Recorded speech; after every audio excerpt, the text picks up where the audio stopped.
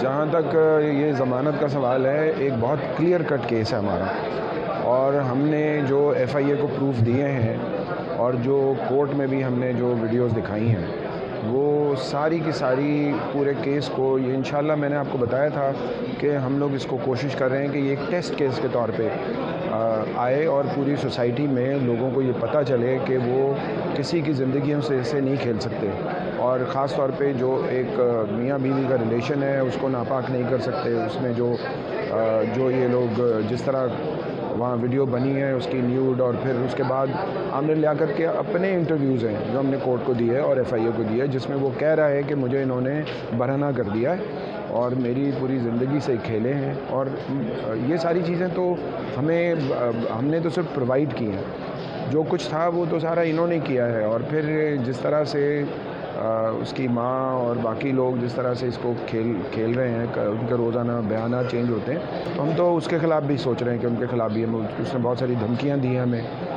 ख़ास तौर पे मेरे क्लाइंट्स को, बुशरा को भी और उन बच्चों को भी, और उन पर मुख्तलिफ़ किस्म के इल्ज़ाम लगाए हैं। तो वो उसको साबित करने पड़ेंगे कोर्ट में, क्योंकि वो असल कैरेक्टर है वो माही है जो इस पूरे सीन के पीछे है। और अल्लाह ने हमें एक मौका दिया है। देखें, मैं किसी को बंद कराना या किसी को छुड़ाना ये हमारा पर्पज़ नहीं है। पर्पज़ ये है कि एक ऑफेंस किया है किसी ने और उसके हवाले से इंसाफ का दरवाज़ा खटखटाया है, जो है ना आमिर लियाकत की बेटी ने, दुआ आमिर ने, और बुशरा उसको ज़ाहिर फॉलो अप कर रही हैं। तो ये तो अब कोर्ट की बात है, कोर्ट ने इंसाफ करना है। हम कोई अपना इंतकाम हमारा नहीं है ये तो ये जो एक कानूनी उन्होंने जो उसकी ज़िंदगी, अभी देखें इसके बाद तो अब ये अगर ये चीज़ें प्रूव हो जाती हैं तो आपको ये पता है कि ये जो है ना वो मर्डर भी बनेगा।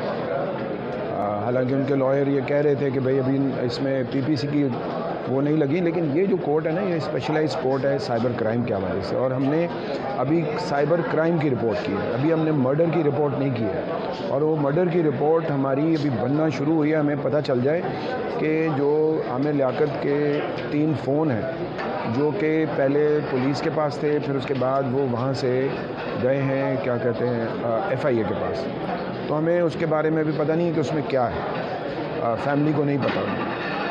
फिर उसके अलावा ये बात भी है कि आमिर लियाकत का जो जिस रूम में इंतकाल हुआ है या जो भी उन्होंने किया वो अभी तक सील है, और उसकी सील अभी खुली नहीं है। हमें पता ही नहीं है कि वहाँ उनकी क्या क्या चीज़ें मौजूद हैं, कोई लिखा हुआ कोई चीज़ मौजूद है या बाकी चीज़ें। तो ये अभी बहुत सारे परत जो है इस स्टोरी के खुलने हैं। अलबत्ता ये जो साइबर क्राइम वाला इशू है, ये हमारा लॉ बहुत क्लियर है कि अगर आप ट्रांसमिशन करते हैं, बनाते हैं, उसको वायरल करते हैं, तो then you are caught into. और इसमें दानिया का बहुत सारी जगहों पे, टेलीविज़न पे, मुख्तलिफ़ इंटरव्यूज़ में, ब्लॉगर्स को इंटरव्यू में उसने इसको एक्सेप्ट किया है कि ये मैंने ही बनाई है, और कई जगह उसने कहा कि मैंने ही रिलीज़ किया है। फिर उसने डिनाई भी किया है कि मैंने रिलीज़ नहीं की, मैंने बनाई ज़रूर है लेकिन रिलीज़ मैंने नहीं की। तो अब ये तो कोर्ट का काम है, एफआईए का काम है, वो सारी चीज़ों को देखे।